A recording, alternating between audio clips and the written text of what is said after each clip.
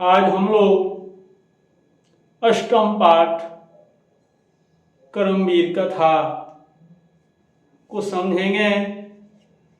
कर्मवीर कथा हमें क्या शिक्षा देती है और एक बालक को गरीब होते हुए कैसे पढ़ना चाहिए, कैसे शिक्षक की बात मानना चाहिए।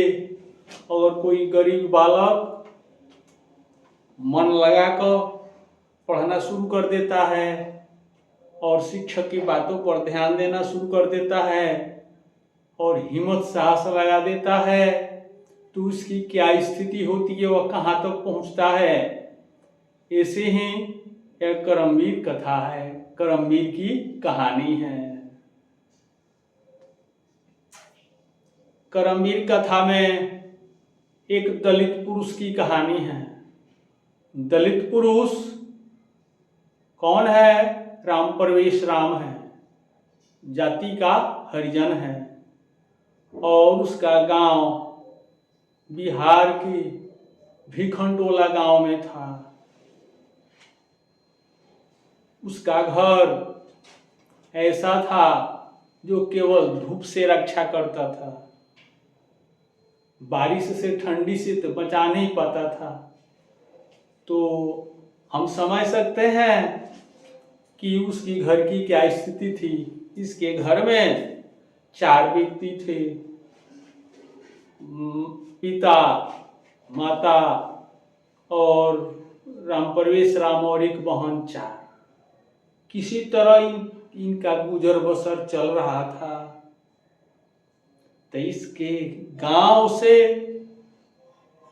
1 कोस की दूरी पर सरकारी विद्यालय, प्राथमिक विद्यालय खोला गया। तो इसके गांव से स्कूल तक जाने के लिए रास्ता भी नहीं था। कैसे पढ़े, कैसे जाएं? तो इस गांव में विद्यालय में एक बहुत सुंदर सोच वाले शिक्षक आए जो समाज को मिलाकर चलना चाहते थे। तो अच्छे शिक्षक होते हैं, किसी विद्यालय में जाते हैं तो अपने समाज के अगल बगल में घूमकर देखते हैं कि बच्चे यहाँ के कैसे हैं। उसी तरह शिक्षक घूमते हुए भिखनटोला गांव देखने के लिए आए। तो उन्होंने देखा कि छोटा सा बालक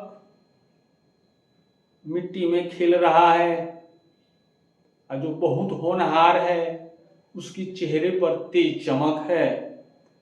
तो शिक्षक समझ गए कि यह बालक आगे चलकर कुछ बन सकता है। तो उन्होंने उसके पिता से पूछा कि इस बच्चे को क्यों नहीं पढ़ाते हैं। बोले कि हमारे पास खाने को नहीं है, घर नहीं है, तो बच्चे को कैसे पढ़ावें। तो इस बच्चे को मांगकर वे अपने विद्यालय में लाए और बच्चे को खूब अच्छी तरह से समझा दिए कि ये बाबू, तुम अगर बढ़िया से पढ़ लोगे तो तुम्हारा घर द्वार शान शौकत सब बदल जाएगा। केवल तुम्हारा काम है मन लगाकर पढ़ना। और राम प्रवेश राम शिक्षक की बातों को समझ गया। हम मन में ठान लिया कि हम बहुत अच्छे से पढ़ाई करेंगे और हम आदमी बनकर दिखाएंगे। शिक्षक की बात उसको समझ में आ गई और हिम्मत साहस लगा दिया पढ़ने में। पढ़ते पढ़ते मैट्रिक की परीक्षा में प्रथम श्रेणी से पास किया। अब आगे की पढ़ाई इंटर के लिए शहर के कॉलेज में जाना था, तो पैसा नहीं था। तो शिक्षक ने अपने शिक्षकों से, बच्चों से चंदा मांगा कि यह बच्चा पढ़ने लायक है, इसकी मदद किया जाए, एक दिन गांव का नाम रोशन करेगा। तो सबों ने चंदा दिया। चंदा से राम प्रवेश राम का नाम शहर के विद्यालय में लिखाया गया। अब वहां पर समस्या पुस्तक नहीं थी तो अपने महाविद्यालय के पुस्तकालय में जाकर पुस्तकें लेता था और दिन भर उसमें पढ़ता था, याद कर लेता था। फिर इंटर की परीक्षा में प्रथम श्रेणी से पास किया। फिर मन लगाया कि हमको कुछ बनना है। फिर स्नातक यानी बीए में एडमिशन कराया। फिर मन लगाकर पढ़ाई किया। बीए की परीक्षा में यानी स्नातक की परीक्षा में पूरे विश्वविद्यालय में यह प्रथम स्थान प्राप्त किया।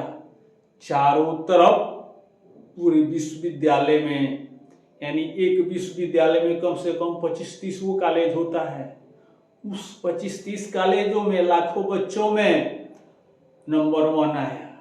चारों तरफ इसके नाम की जय जयकार होने लगी। कौन है? राम परवेश राम। कौन है राम परवेश राम?